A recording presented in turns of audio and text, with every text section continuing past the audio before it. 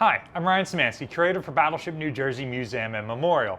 And today, we've got a video that's going to ask the question, did the US Navy misuse their battleships during World War II?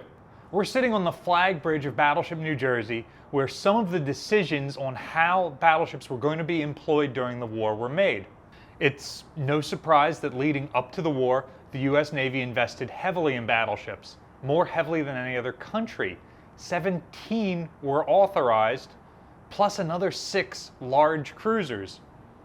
This implies that forming a battle line, in fact a 2-ocean battle line, was the idea of the US Navy, and they were making a large number of ships and even predicting the loss of some of their ships through attrition in combat.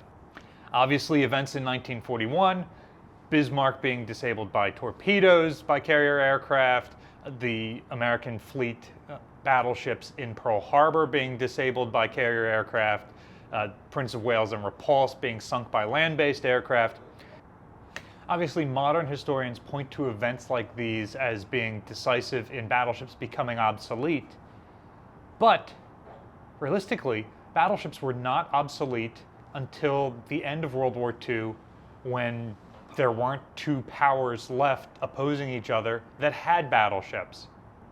The only way to destroy a fleet of enemy battleships in a decisive battle in the open ocean was to use your own fleet of battleships. Carrier air power could sink individual battleships underway. Carrier air power could even sink a small number of battleships underway, and they could sink a fair number of battleships in port, although often those ships would be reactivated and returned to service before too long. But carrier air power never demonstrated an ability to sink a fleet of battleships at sea. Carrier air power would itself be attrited too heavily in that process to be able to maintain that attack, and in theory, battleships could come to grips with the enemy fleet in that time, and once you're within the range of a battleship's guns, there is no more powerful ship out there. Now, post-war, obviously the enemy battle fleets have been destroyed. The Soviet Union has a couple of old or borrowed battleships that are rapidly placed out of service, never form a threat. And so battleships become obsolete when there's no other battleships to fight, at least in their primary role.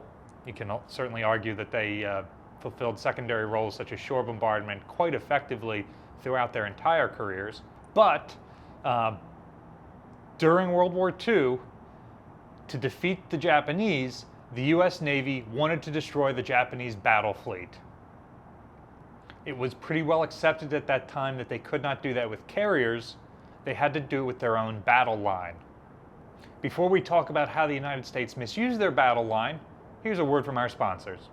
I'd like to thank Magic Spoon for returning as a sponsor for our videos and for giving me the energy I need to be able to work all day on a battleship. Magic Spoon fits a variety of diets. It's high protein, no sugar, and great for carb-conscious lifestyles. Magic Spoon's new treats are crispy, crunchy, and airy without the chewy stickiness of a protein bar. Magic Spoon is childhood reinvented. It's the same great taste that you remember, but upgraded with grown-up ingredients.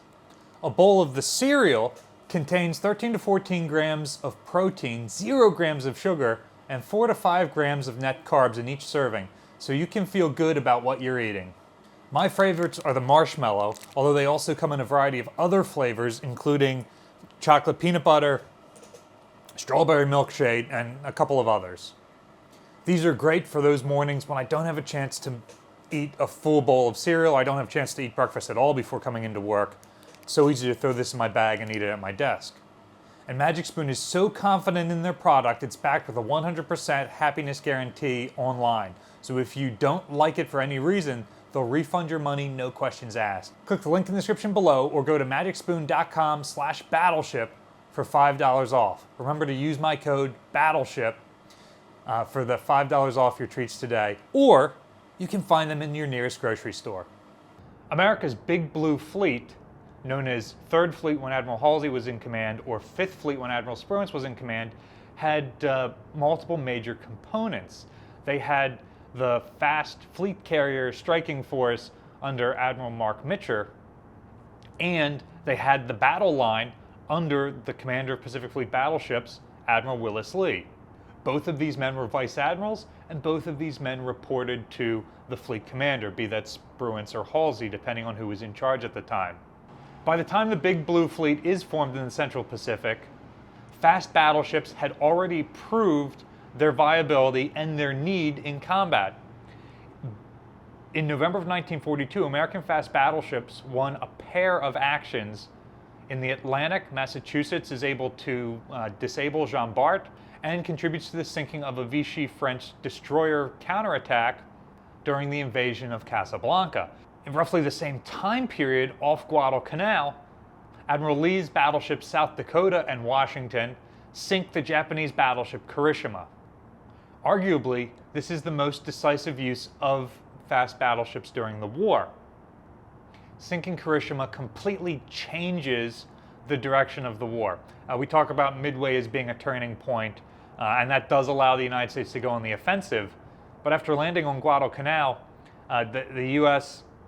is very much defensive, with the Japanese maintaining the initiative to launch counterattacks to try and drive them from the island.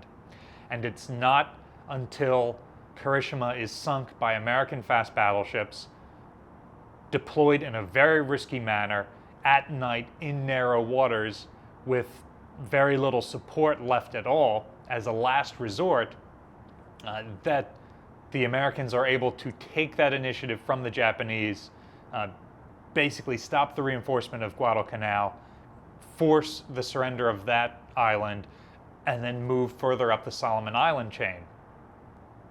However, despite this decisive action, an action that both Spruance and Halsey learned lessons from, it seems like the U.S. Navy then starts shepherding its fast battleships despite having more than anybody else in the world at this point.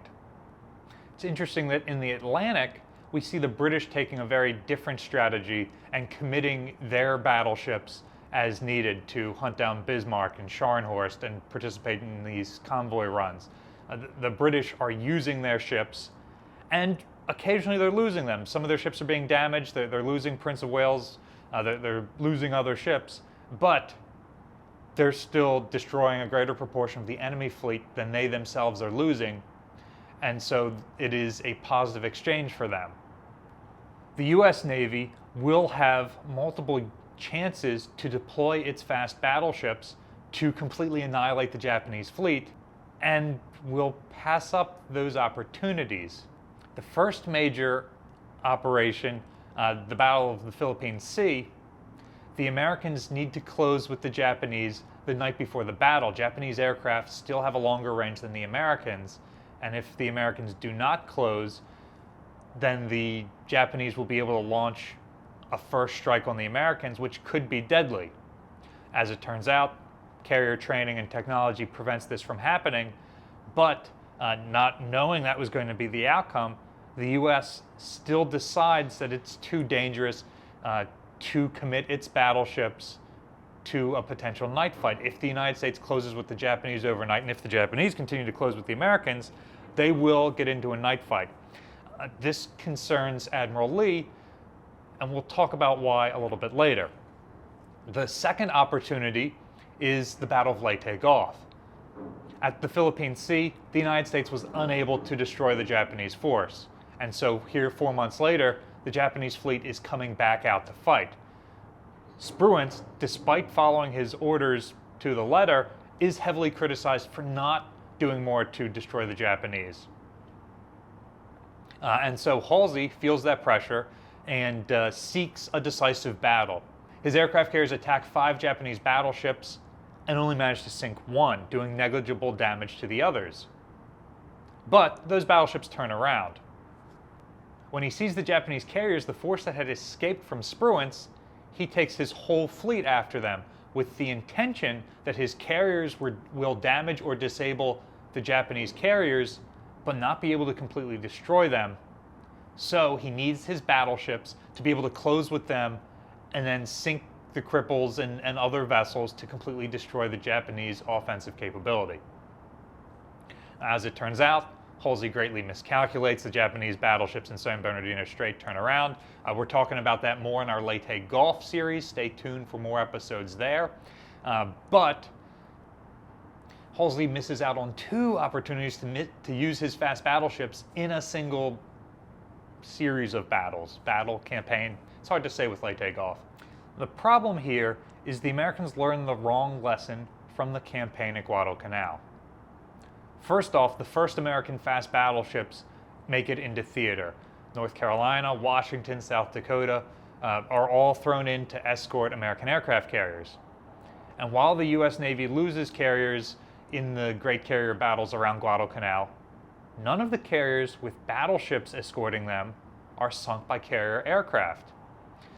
At Eastern Solomons and Santa Cruz, American battleships like North Carolina and South Dakota are able to absolutely decimate incoming Japanese air attacks and shoot down massive numbers of enemy aircraft. And that solidifies the fast battleships' roles escorting aircraft carriers.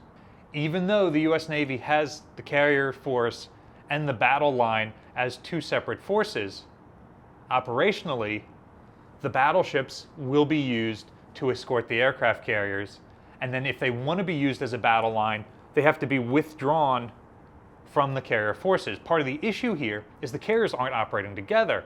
There are 3, 4, depending on the number of American fleet carriers involved, task forces forming the carrier group, Task Force 38 at Leyte Gulf.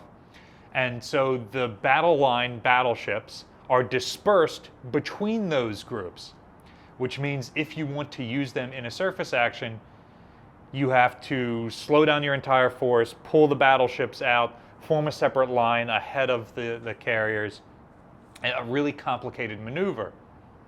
Also, during the Guadalcanal campaign, the U.S. Navy might have won that night battle off Guadalcanal with their battleships against Kirishima, but it was a tremendous risk, and South Dakota got absolutely mauled in the exchange. While Lee was able to command the battleship he was on to successfully win the engagement, he was not able to successfully lead his whole task force in the battle.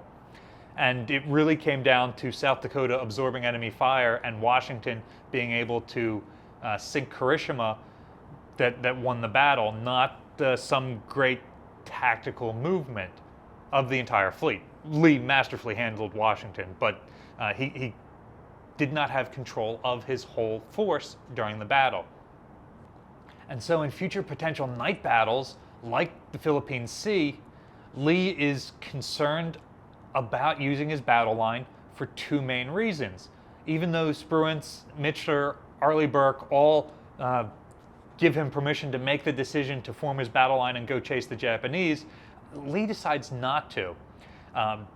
His ships have a decisive advantage at night because of their radar fire control. It doesn't matter if it's broad daylight or the middle of the night, his ships are accurate. That's proven off Guadalcanal. That's proven by the slow battleships at Suragawa Strait, in some cases using less modern fire control radars than Lee's own ships have at this point. But Lee is concerned about being able to exert tactical control over his force. He's concerned about being able to pull them together as a force, command them in night against the Japanese Navy that is very good at doing this. And he's concerned because he's had very little training opportunity. The United States maintains an extremely high tempo throughout the war, and so he has limited opportunities to form his force and train, learn his folks' capabilities, get them comfortable with night fighting, and so he doesn't feel like it's a worthy exchange. It's too bad that American doctrine has started to subordinate the battleship to the aircraft carrier at this point as an anti-aircraft escort, because had American doctrine been different, there is the potential that Lee's battleships could have destroyed the Japanese force in a night battle at the Philippine Sea in mid-1944 and swept them from the sea, making the results of the Pacific War a foregone conclusion. Instead, there would have to be another major naval battle, Leyte Gulf, and then concentrated destruction of Japanese warships in port to reduce the threat of the Japanese Navy enough to end the war a full year later. Leyte Gulf, interestingly, goes the opposite direction. Lee wants his battleships left at San Bernardino Strait so that he can engage the Japanese in the morning when they come through, if his guess is correct and the Japanese are still coming, as opposed to Halsey's guess that they're retreating. Or he needs his battleships left with Halsey's force so that they can close and sink any ships that are damaged by air attacks and destroy the rest of the Japanese carrier force, which his ships get within something like 45 miles of the Japanese before they're ordered to turn around, thus arriving off Samar 3 hours late to catch the Japanese there. So by running between the two forces, they miss the chance to destroy both. Again, American doctrine subordinating the battleships to operating with the carrier groups instead of operating as a separate battle line prevents Lee from being able to sink the Japanese. So, do you agree with this assessment? The United States ultimately wins the war, and Lee, Halsey, Spruance are some of the Navy's most decorated and most well thought of admirals of all times. Do you think they misuse their battleships? Let us know if you agree in the comment section down below. Battleship New Jersey receives operating support from the New Jersey Department of State, as well as a number of other businesses and private individuals. For today's video, we'd like to thank Magic Spoon for sponsoring us. Remember to use the discount code Battleship or click the link in the description below to try Magic Spoon cereal or treats today and get $5 off. You can also find Magic Spoon in your nearest grocery store. You can also support us by liking, sharing, and subscribing so more people find about our channel and the museum and our theories on the proper employment of battleships. Thanks for watching.